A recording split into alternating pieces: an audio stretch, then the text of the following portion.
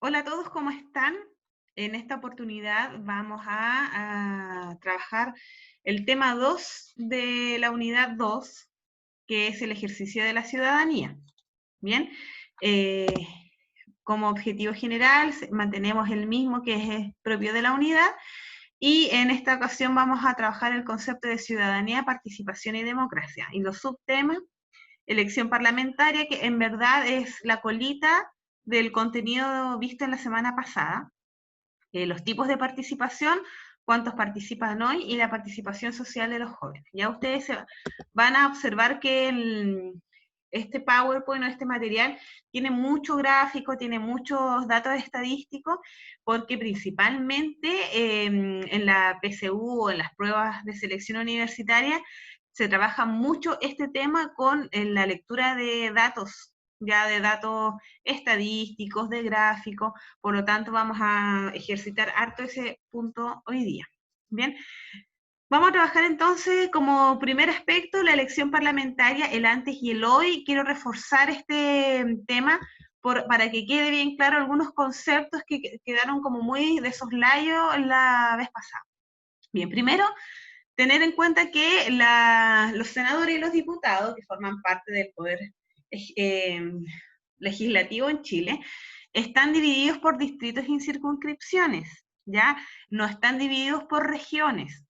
El criterio que se utiliza para establecer los distritos y las circunscripciones es un criterio geográfico claramente, pero no hace relación directa con la división regional. Bien, el mapa que ustedes observan acá en la parte izquierda de la pantalla son los distritos. Los distritos les corresponde solamente a la división electoral para los diputados. Bien, y y cada distrito se subdivide en función de la cantidad de población que tiene esa zona. Por lo tanto, también se le asigna la cantidad de diputados o cantidad de diputados según la cantidad de población que tiene ese distrito. ¿Ya? Por lo tanto, nosotros podemos entender que la cantidad de diputados que tiene la zona metropolitana, por ejemplo, ha de ser mucho más alta que la cantidad de diputados que pueda tener la zona de Aysén, o los distritos que corresponden a la región de Aysén. ¿Por qué? Porque la población varía y obviamente los diputados, es un cargo de representación popular, tienen que representar a la cantidad de población que exista. Bien, y en cuanto a los senadores, que es el mapa que ustedes pueden observar acá a su derecha, también no se les llama distrito, sino que se les llama circunscripción, y también ocupan un criterio geográfico, pero en función de la concentración de la población. ¿Ya? Eh, y en función de ello son la cantidad de senadores que representan cada una de esas circunscripciones. Bien, antiguamente les señalaba que existía un sistema para la elección de parlamentarios o la elección de diputados y senadores que se llamaba el sistema binominal. ¿Ya? Hoy día existe el sistema proporcional o el sistema de Hunt, que es una modificación muy reciente, que todavía se está evaluando qué tan positiva o adecuada ha sido su implementación, pero dentro de los cambios más importantes que nosotros podemos observar es que los senadores pasaron a ser de 38 a 50, o sea, se sumaron 12 nuevos senadores. Y los diputados pasaron a ser de 120 a 155 eh, diputados, o sea, se sumaron 35. ¿Por qué es la cantidad? Si usted me puede decir, pero no ha aumentado la población, no ha aumentado territorialmente Chile, claramente la población ha aumentado, pero no hay como una necesidad tan imperiosa si funcionaba bien hasta ese entonces. El principal criterio de la modificación del sistema binominal al nuevo sistema es el tema de la, el acceso a distintos tipos de representación política, ya que el sistema binominal, al ser menos senadores y ser menos diputados, 38 y 120 en ese caso, impedía o dificultaba mucho que partidos políticos emergentes, nuevos o nuevas opciones políticas pudiesen acceder a representar a la ciudadanía. Como era un sistema de arrastre, generalmente los candidatos que tenían mayor connotación o mayor popularidad arrastraban a sus compañeros de sus listas o de sus partidos políticos a ocupar los distintos escaños, tanto de senadores como diputados, por lo tanto, les dificultaba mucho el camino al acceso de representación a los nuevos partidos. Hoy día, al ser más senadores y más diputados,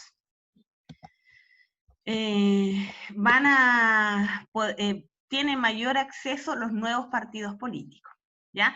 Porque solamente el sistema de Hunt permite arrastrar a 3 miembros de la lista y son generalmente, imaginémonos que son 5 diputados en su distrito, se arrastran 3 y le deja la opción a 2 escaños para ser ocupados por las otras listas que estaban postulando esos cargos, aun cuando no tengan la mayoría, ¿ya?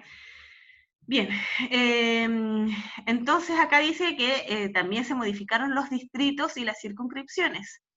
En cuanto a los distritos electorales, pasaron de ser de 60 a 28, son menos, pero aumentaron la cantidad de diputados por cada distrito. Ahí se pueden ver que pasaron de ser 3 a máximo 8 diputados. Y en cuanto a las circunscripciones, pasaron de ser de 19 a 15 circunscripciones, siendo de 2 senadores antiguamente a 3 o 5, dependiendo del territorio que se está representando. Bien, acá hay un cuadro comparativo en cuanto a esto cuando se estaba haciendo el proyecto de gobierno de la modificación, pero al final es lo que quedó, ¿ya? Se elegían antiguamente 38 senadores, ahora 50, antes 120, ahora 155 diputados. También se habla ahí de las circunscripciones y de los distritos, ¿ya? Y hoy día el sistema de Hunt también obliga a que exista una cuota por género, es decir, que al menos el 40% de los candidatos tiene que ser de sexo femenino para el Senado, ¿ya? Y también para los diputados. Así que eso también es una de las grandes modificaciones en esta línea de la paridad de género, que no sé si ustedes están de acuerdo o no, pero es lo que se estableció finalmente por ley. Bien, ahora sí, ya aclarado el tema que necesitaba aclarárselos en verdad, pasamos al tema de participación en Chile. Dice acá, si la democracia solo considera la participación electoral, ¿qué pasa con las personas que se abstienen o votan nulo? El ejercicio de la ciudadanía resulta democrático en la medida en que la participación se desarrolle en un ambiente de diversidad, garantizando este sistema la libre expresión y distintas formas de participación. Yo siempre cuento la anécdota que cuando yo me inscribí, porque en ese tiempo había que inscribirse de manera voluntaria y el voto era obligatorio, yo me inscribí porque rechazaba o no estaba conforme con ningún candidato y me inscribí para votar nulo, ¿ya? Porque era mi forma legal y ciudadana y republicana de manifestar mi rechazo. Obviamente usted me puede decir que fue un tajo al agua, probablemente, pero en mi conciencia ciudadana yo manifesté mi visión que tenía en ese entonces. Bien, ahora vamos a entender cuáles son las perspectivas respecto a la participación ciudadana. Ojo, porque el concepto de participación ciudadana antiguamente era como algo muy, muy concreto, muy político. Hoy día hay distintos paradigmas para entender la participación. Está la perspectiva liberal, la comunitarista y la republicanista, ¿ya? Cuando hablamos de una participación ciudadana respecto o desde una perspectiva liberal, hablamos de que esta perspectiva comprende la primacía del individuo. ¿Se acuerdan cuando nosotros hablábamos hace tiempo atrás sobre el liberalismo de Adam Smith en el liberalismo económico y John Locke en el liberalismo político, y que finalmente se luchaba mucho por los derechos individuales, ¿cierto? Y por el derecho a la propiedad privada? Bueno, esto es desde la perspectiva de la participación ciudadana acá, prima el individuo por sobre el Estado. Entonces se basa mucho en los derechos individuales de las personas. Bien, esta perspectiva ha sido como refrescada por parte de un filósofo político, John Rawls, que se llama, que es norteamericano. En cuanto a la perspectiva comunitarista, la participación ciudadana acá se entiende como este vínculo social que hay entre los sujetos y que ese vínculo implica la defensa de los derechos colectivos por sobre la defensa de los derechos individuales. O sea, va claramente en contra de la perspectiva liberal, y uno de sus grandes referentes actuales es un judío norteamericano que se llama Amitai Etzioni. Bien, y la otra perspectiva es la republicanista, que quizás es una de las más antiguas. Nosotros sabemos que el concepto de república es un concepto desde la historia clásica, principalmente en Roma, y plantea acá que la participación implica la soberanía del poder que reside en el pueblo, pero que a su vez se delegan representantes, ¿ya? Recordemos que los romanos desarrollaron el concepto y aplicaron el concepto de senado, es decir, los romanos tenían el derecho, pero lo delegaban en representantes, que en ese entonces eran los más ancianos de la comunidad, y ellos finalmente tomaban las decisiones políticas. Bien, ahora, si ustedes me preguntan cuál es el que tiene Chile, tiene las tres. Abraza la perspectiva liberal por cuanto la Constitución establece y respeta y resguarda los derechos individuales de las personas.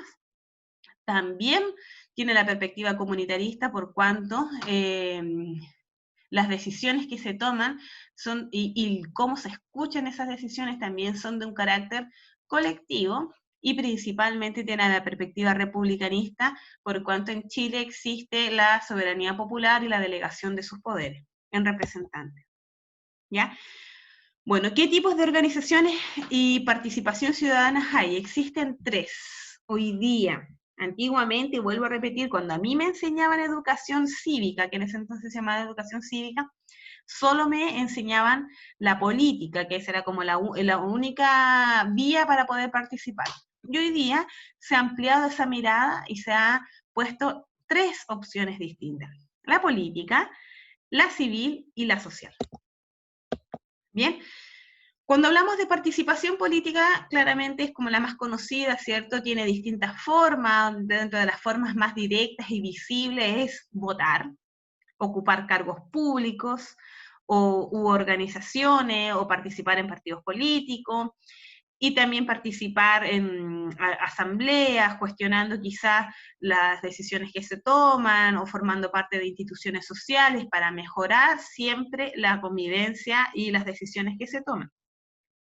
Mientras que las formas indirectas de participación política es mantenerse informado de la coyuntura política, tener una opinión informada, que eso es muy importante, no es solamente opinar por opinar, sino que opinar informadamente, a través de las distintas plataformas que hoy día tenemos.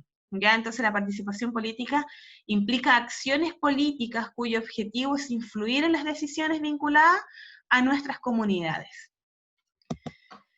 Y la participación política obviamente exige ciertas cosas, como por ejemplo el consenso. ¿Se acuerdan que lo hablábamos la semana pasada, que es uno de los principios de la democracia?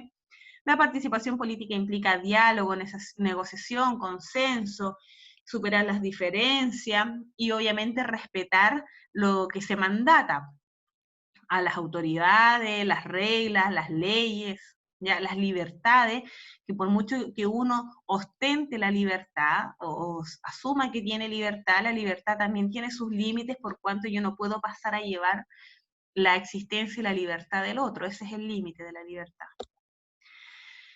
Participación civil o ciudadana. Pasamos al otro tipo de participación.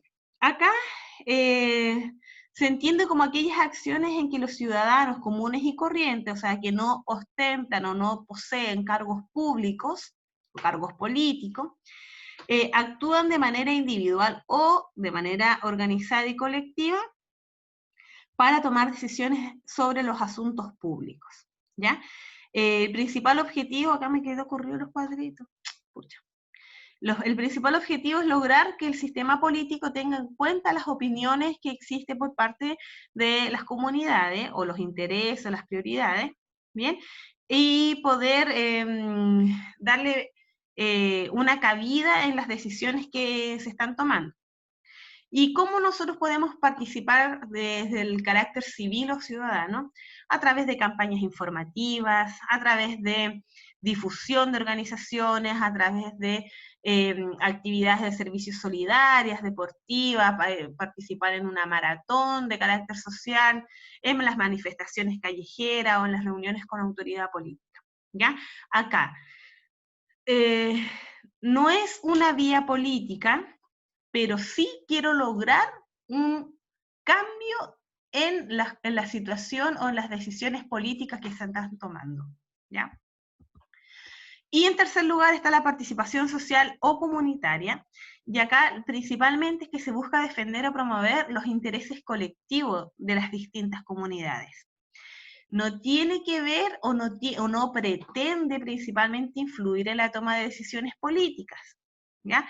Y esta relación que se mantiene con el Estado es solamente asistencialista, de carácter técnico, económico, para enfrentar los intereses comunitarios. Y acá les voy a dar un ejemplo que la van a poder entender súper clarito. Cuando yo quiero participar de un carácter más bien social o comunitario, porque siento quizás que la política no me representa o no es la forma, no sé, uno de los espacios que están habilitados y que yo puedo acceder a participar social o comunitariamente son las juntas de vecinos.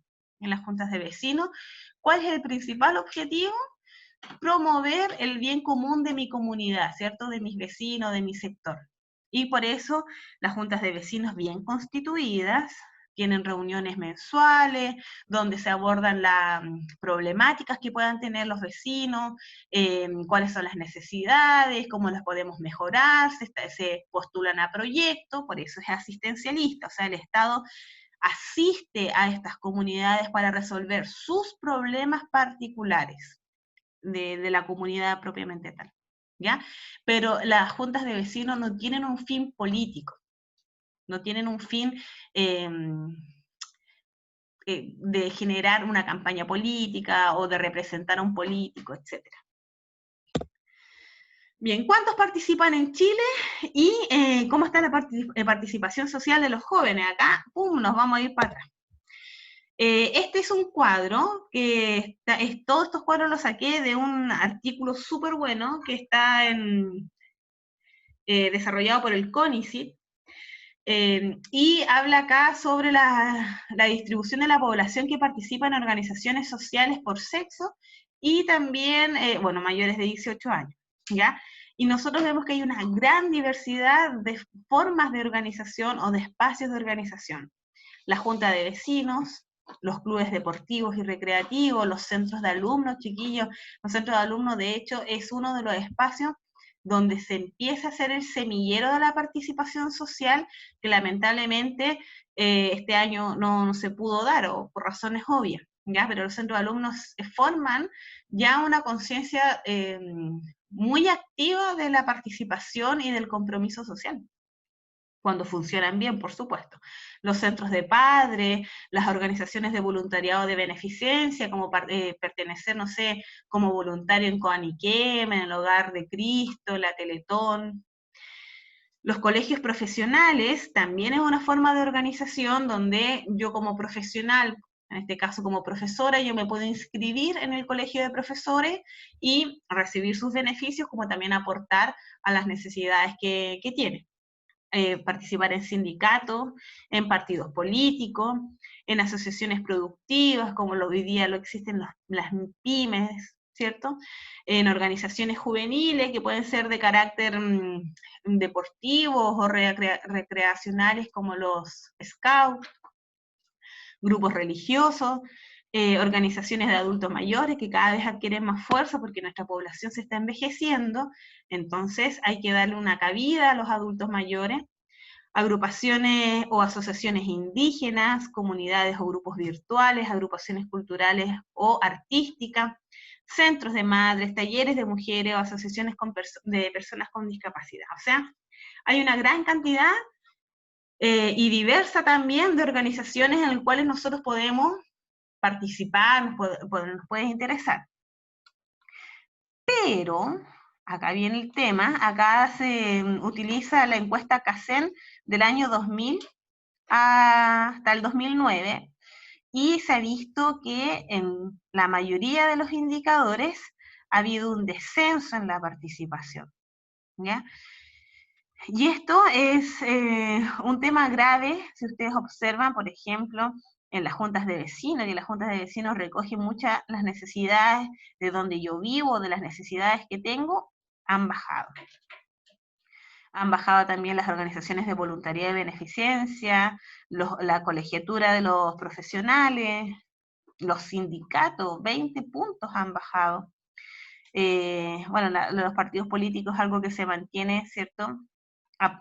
Ya sabemos que reciben un financiamiento, por lo tanto los partidos políticos tienen la solvencia para poder mantenerse y captar más personas. Ha bajado también las organizaciones juveniles, que ese es un tema súper grave.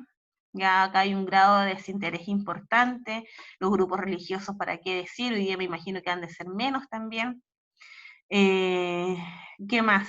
Las agrupaciones culturales han bajado, los centros de madre y las asociaciones de personas con discapacidad. O sea, podríamos establecer que casi un 70% de los tipos de organización han bajado desde el año 2000 al año 2009. Si bien es cierto, los datos ya tienen sus años de antigüedad, nos puede dar una proyección de lo que está sucediendo ahora.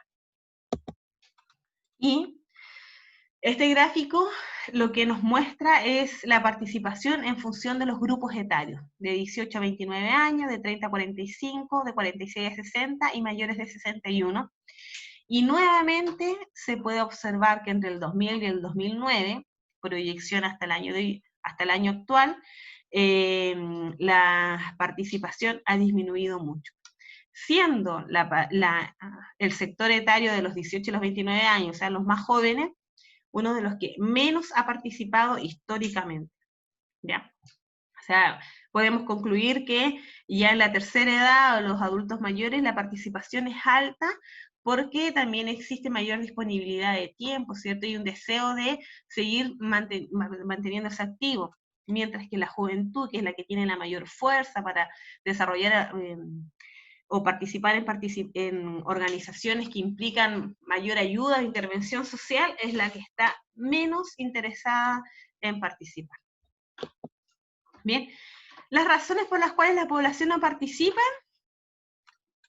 36%, que la mayoría establece que no ha tenido tiempo; el 30%, que esta es la más terrible de todas, es que no le interesa. Y en tercer lugar, 13%, no determina razón, ¿ya? También existe que hay falta de información, que no me ha sido necesario, pero acá, chiquillos, finalmente el discurso va a que el compromiso que uno tiene de formar parte de una sociedad y de una comunidad no solamente implica el hecho de tener derechos y deberes, y en fin, bueno, yo lo que puedo adquirir lo adquiero, y lo que no me interesa y lo que no me gusta tampoco, sino que de verdad tratar de generar un cambio desde mi entorno más cercano, desde mi sector donde vivo, o a la iglesia que pertenezco, o al grupo de amigos en el que me identifico. Con eso ya uno puede generar un cambio. Hablábamos el otro día, no sé si se acordarán los que estuvieron en el devocional, que desde nuestra propia familia también poder generar un cambio minúsculo quizás, que pueda ser súper chiquitito en términos del impacto, pero que finalmente se va sumando todo eso, esa participación y ese compromiso, y se va construyendo algo mejor, ¿ya? Por eso es súper importante no pensar que estamos solos en nuestra sociedad, sino que formamos parte de redes. Acá el que más me llama la atención es el que no me interesa y que no me ha sido necesario. O sea, el carácter individualista de las personas que contestaron esta parte de la encuesta claramente es así como de casi vivir en una caverna, poco menos. Y no es así, pues todos necesitamos de las redes de apoyo de todos, tarde o temprano, más temprano que tarde. Bien, así que cuando conversemos en la conexión que tengamos el jueves, vamos a ver que si ustedes, o les voy a preguntar si ustedes han tenido un acercamiento con alguna participación de estas características. Bien, espero haber sido clara y nos vemos entonces en la conexión del día jueves. Tomen apunte y cualquier duda me la plantean ese día. Nos vemos hasta entonces.